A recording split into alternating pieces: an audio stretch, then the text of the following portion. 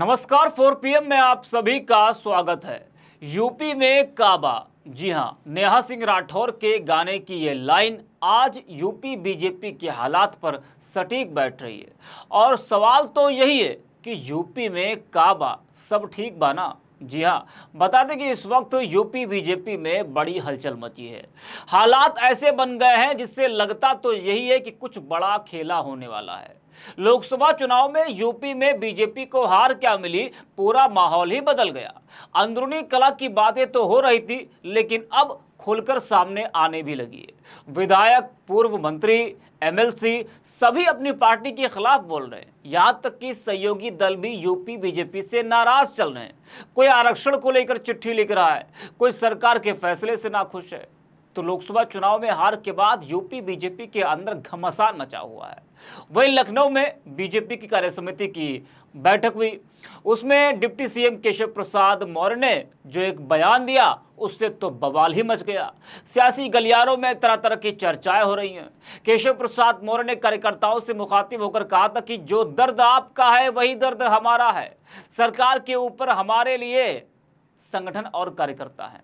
कार्यकर्ता निराशा से बाहर निकले। किसी बड़े पेड़ की टहनी से जब कुल्हाड़ी बनती है तभी वह पेड़ काटा जा सकता है। अब सवाल यह कि जेपी नड्डा के सामने केशव प्रसाद मौर्य ने किसको सुनाया? क्या इशारा योगी आदित्यनाथ की तरफ था? कहा तो यही जा रहा है। और हाँ, केशव प्रसाद मौर्य ने एक और बयान दिया। उन्होंने कहा कि मैं डिप्टी सीएम बाद में हूं, पहले एक कार्यकर्ता हूं। अब सवाल ये कि आखिरकार ये जो इतने बड़े बड़े बयान हैं, जिस तरीके से केशव प्रसाद मौर्य ने बीजेपी के तमाम बड़े नेताओं के सामने दिए और उसके बाद वो दिल्ली निकल गए आज, उससे सवाल तो यही उठ रहा है कि आखिरकार यूपी बीजेपी में चल क्या रहा है? केशव प्रसाद मौर्य और योगी आदित्यनाथ के बीच चल क्या रहा है?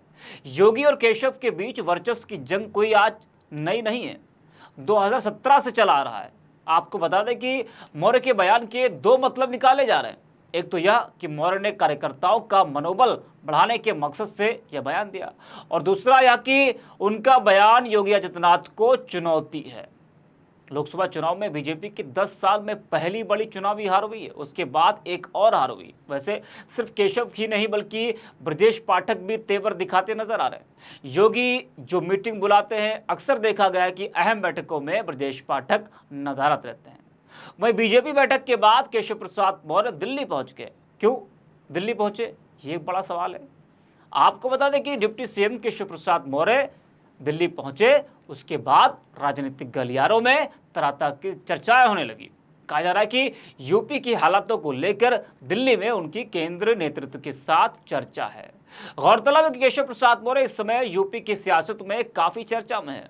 उन्होंने सोमवार को ही एक बयान दिया था कि संगठन सरकार से बड़ा है। उनके इस बयान के बाद से ही हलचल तेज है। अब केशव का दिल्ली जाना, बैठक में ऐसा बयान देना, ये खबरें चलना कि योगी केशव के बीच कुछ ठीक नहीं चल रहा है। इस पर कुछ जानकार तो ये कहते हैं कि जो समीक्षा बैठकें चल रही हैं, या तो ये योगी आदित्यनाथ को साफ करने के लिए हो रही है या फिर लीपापोती करने के लिए चल रही है। कोशिश हो रही है कि जितना योगी पर आज आ सके आ जाए। अगर ऐसा नहीं होता है तो पूरे मामले की लीपापोती कर दी जाए। उसके बाद जब विधानसभा चुनाव आएगा तो नए सिरे से शक्ति संतुलन को देखेंगे।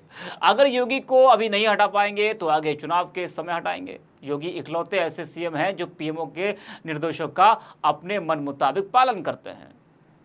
तो यूपी बीजेपी में कुछ इस वक्त यही चल रहा है, जिससे लोगों के मन में सवाल आ रहा है कि क्या यूपी में सब ठीक चल रहा है? क्या उत्तर प्रदेश बीजेपी में कुछ बड़ा खेला होने वाला है? क्या दिल्ली में कोई खिचड़ी पक रही है, जिस वजह से लगातार डिप्टी सीएम दिल्ली के दौरे कर रहे हैं? लोकसभा चुनाव के बाद जब रिजल्ट आया तो उस वक्त भी जब योगी आदित्यनाथ ने उत्तर प्रदेश में लखनऊ में मंत्रियों की एक बैठक बुलाई, उस बैठक से दोनों डिप्टी सीएम नदारत थे। उस वक्त भी दिल्ली में थे। आज भी केशव प्रसाद मौर्य दिल्ली में हैं।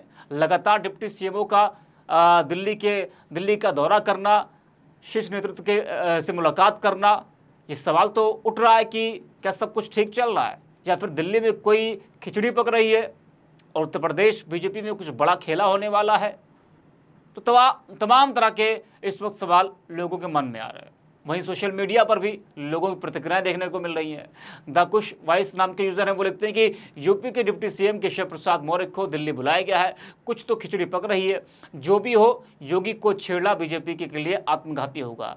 तैयब नाम के यूजर लिखते हैं कि यूपी के मुख्यमंत्री योगी को हटाने की तैयारी शुरू। दिल्ली पहुंचे यूपी के उप मुख्यमंत्री केशव प्रसाद मौर्य, आज ही भाजपा के प्रदेश अध्यक्ष को भी दिल्ली बुलाया गया है।